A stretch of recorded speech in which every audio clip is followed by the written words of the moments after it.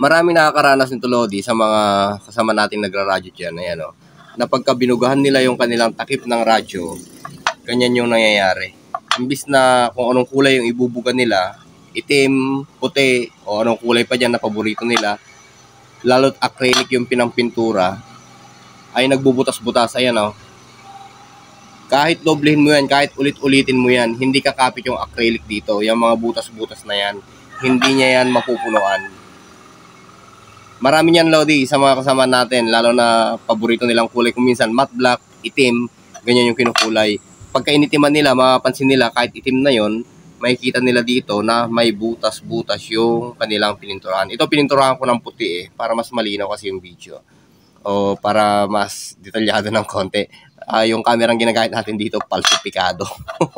Wala na tayong mga kamerang maganda ngayon. Okay, yan. Yan yung example niya. Ito, kahit ulit-ulitin mo to, butas pa rin yan. Ayan, o.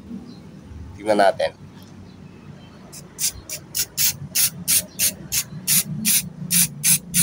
Ayan. Antayin lang natin ng konting medyo matuyo at lalabas yung butas dyan.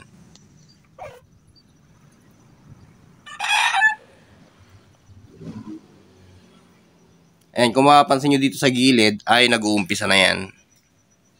Malabo kasi yung camera eh. Ayan.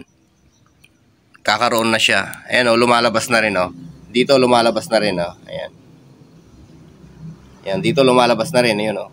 Hindi lang kita kasi kung minsan dahil palsyado. Palsyado si camera.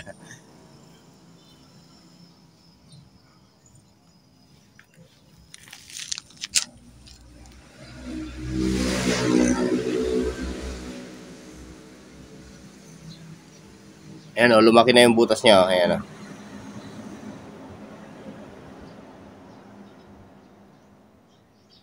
Yung iba, ayan, o, nakukuberan niya. Pero kalimitan, mayroon talagang lumalabas na mga ganyan. Tuldok. Kung itim, okay lang, hindi pansinin. Pero kung ibang kulay na, pansinin na yan. Patuyuin lang natin to, tapos papatungan natin kung anong ipapatong natin dito para hindi lumabas yan.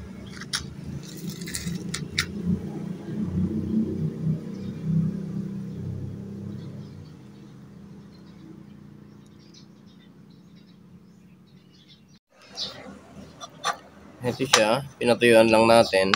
Ayan. Para masolusyonan natin yung mga butas-butas na yan, Lodi. At kung halimbawa kulay puti, yung ipipintura nyo, wala siyang spot. Ang ipapatong muna natin dito, maganda nga sana kung pinatungan muna natin ng elastomeric bago natin binugahan ng acrylic paint. Ganyan. Ngayon, papahiran natin yan ng elastomeric na pintura. Yung water base. Ayan, o. Yung elastomeric kasi, Lodi, pagka natuyo yan, ay nagiging goma. Ito siya.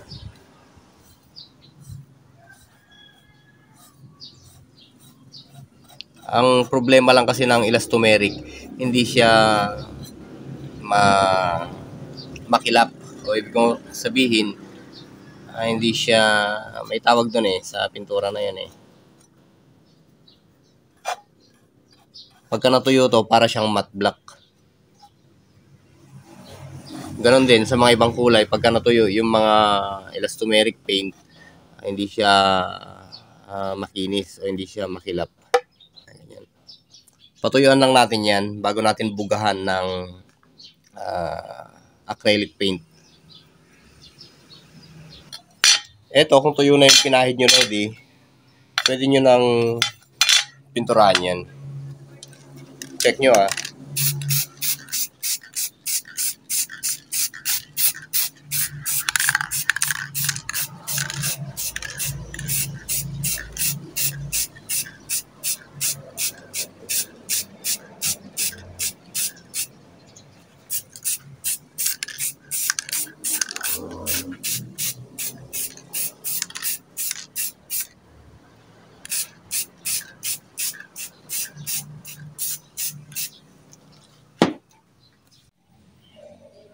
Ito siya, Lodi. Oh. Kung mapapansin nyo, ay kumapit talaga yung pintura.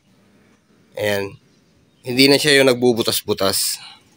Mas maganda kung yung malihay ang takip, tapos pahiran nyo muna ng water-based na elastomeric.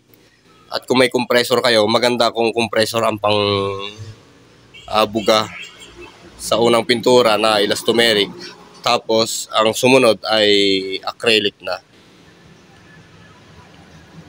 Hindi kasi bumubula yan. Kahit sabihin natin water-based yung elastomeric, hindi niya, o ibig kong sabihin, hindi mapapabula ng acrylic yan. Hindi kagaya ng yung enamel, tsaka yung mga iba pang pintura, pagka nakaramdam yan ng sobrang lamig, gaya ng pintura na acrylic, ay lumulobo. Parang natutuklap yung pintura. Pero ito ay hindi. Ayan, okay na siya. Brush lang kasi yung ginamit natin dito. Kaya medyo wrap yung kanyang pagkagawa. Pero kung ang ginamit natin dito ay hangin o dinaan sa compressor, mas maganda sana. Okay? Yun lamang naman, Lods, para maiwasan natin yung paltak-baltak na pintura sa ating mga DIY, takip ng radio. Ganyan lang. Pero hindi naman sa lahat ay ganun na kahit gamitan mo ng acrylic na ganito, yung instant, ay bubutas-butas. Hindi naman lahat. Okay?